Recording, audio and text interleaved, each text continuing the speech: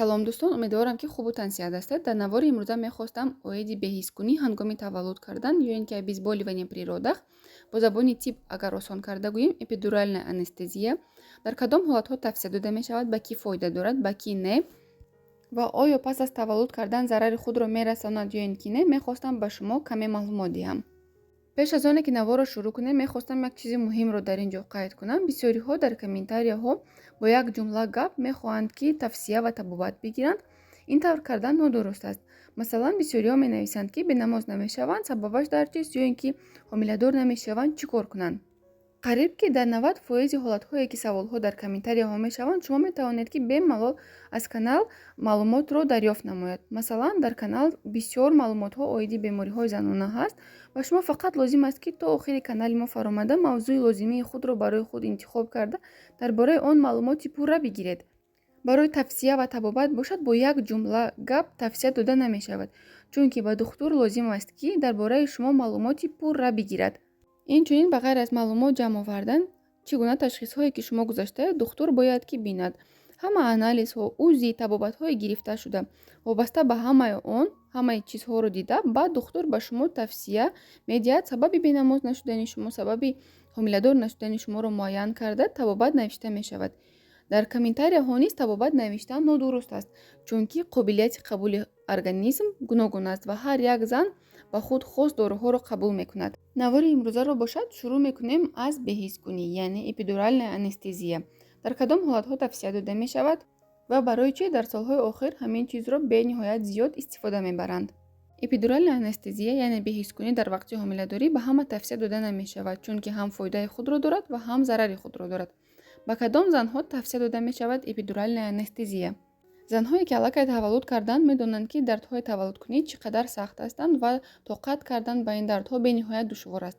вале ҳаст занҳое ки ҳамин дардҳоро аз ҳад зиёд низ ҳис мекунанд, яъне агар бо забони дигар осон карда гӯем, ба ливои парокшон бениҳоят паст аст ва каме ҳам дард бошад, ҳамин дардҳоро занҳо аз ҳад зиёд ҳис мекунанд ва тоқат карда наметавонанд.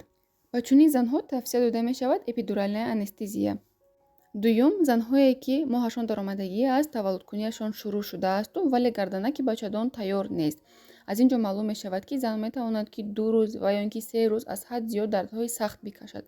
ва аз ҳамин рӯ тавсия медиҳанд эпидуральная анестезия, то ки дардҳояш сабук шавад ва дардҳои аз ҳад зиёдро ҳис накунад ва худи зан, худи тифл монда нашаванд.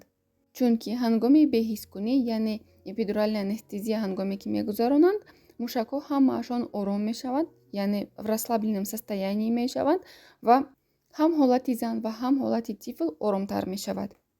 сеюм, ба занҳое ки барвақт таваллуд мекунанд, яъне преждевременные роди доранд, дар ҳафтаи 33, 34, 35 таваллуд мекунанд, ба онҳо низ тавсия дода мешавад эпидуральная анестезия. чӣ хеле ки дар боло қайд кардам, ҳангоми эпидуральная анестезия мушакҳо ҳамаашон ором мешаванд. гарданаки бачадон низ мулоим мешавад ва ҳангоми таваллуд ба тифл ягон хел зарари ҷиддӣ намерасад. чорум, занҳое ки фишорбаландӣ доранд ҳангоми таваллуд кардан. чӣ хеле ки бисёриҳо медонанд, дард боз метавонад фишорро баландтар кунад, яъне давленияшонро баландтар кунад. аз ҳамин сабаб тавсия медиҳанд эпидуральная анестезия. эпидуральная анестезия маҳлуле ки равон мекунанд метавонад ки фишорро пасттар кунад ва ягон хел мушкилиро ҳангоми таваллуд кардан ба вуҷуд намеорад. панҷум, занҳое ки дугоник ё ин ки сегоник ҳомиладор ҳастанд ва ба онҳо беҳискунии умумӣ, яъне обчи наркоз мумкин нест, ба онҳо низ тавсия медиҳанд эпидуральная анестезия. акнун мегузарем ба ҳолатҳое ки ба зан эпидуральная анестезия, яъне беҳискунӣ тавсия дода намешавад. якум, ин ҳангоме ки зан грижа дорад, яъне грижае ки дар қисми миёнаш ҷойгир аст, тавсия намедиҳанд эпидуральная анестезия гузаронанд. дуюм, ҳангоме ки зан бемориҳои мушкили дилу рагҳо дорад. сеюм, ҳангоме ки зан гирифтори бемориҳои хун аст, яъне лахташавии хунаш камбудиҳои зиёде дорад. чорум, ҳангоме ки зан аллергия дорад, ҳамон маҳлуле ки ба қисми миён равон карда мешавад, дар ҳамон маҳлул аллергия дошта бошад, тавсия намедиҳанд ки эпидуральная анестезия кунанд. тарзи гузарондани эпидуральная анестезияро ба фикрам ки бисёриҳо аллакай медонанд. ҳангоми гузарондани чунин усул, зан як паҳлу меистад, духтур анестезиолог омада ба қисми миёни зан сӯзандору ҳангоми катетерро мегузаронад. ҳангоми то ҷои даркорӣ расида, вақте ки мавқее ки бояд дору таъсири худро расонад, то ҳамон ҷо расида маҳлулро равон мекунанд. ду намуди маҳлулро равон карданаш вуҷуд дорад. Якум, ин маҳлулро як гӯрароӣ мекунанд ва таъсироташ бениҳоят сахт аст. Дуюм, қисман яъне кам равон мекунанд ва ҳолати занро мебинанд ки чӣ гуна аст. усули дуюм албатта бехатар аст ва зан худро дар ин ҳолат нақстар ҳис мекунад. фақат духтур омада назорат карда меистад, мебинад ки то чӣ қадар гарданаки бачадон васеъ шудааст ва барои таваллуд кардан тайёр шудааст ё ин ки не. ҳангоме ки организми зан барои таваллуд кардан тайёр мешавад, маҳлулро ворид карданашонро манъ мекунанд, то ки дардҳои зан пайдо шавад ва барои таваллуд кардан осон шавад. чунки ҳангоми таваллуд шудани худи тифл бояд ки зан ҳамаи дардҳое ки ҳаст, ҳамон 3-5 дақиқа ҳамон дардҳоро бояд ки ҳис кунад ва зур зада тавонад. дар ин ҷо саволе бармеон меояд ки оё эпидуральная анестезия баъд аз таваллуд ё ин ки дар вақти таваллуд метавонад ки ба тифл ва ба модар зарари ҷиддӣ расонад?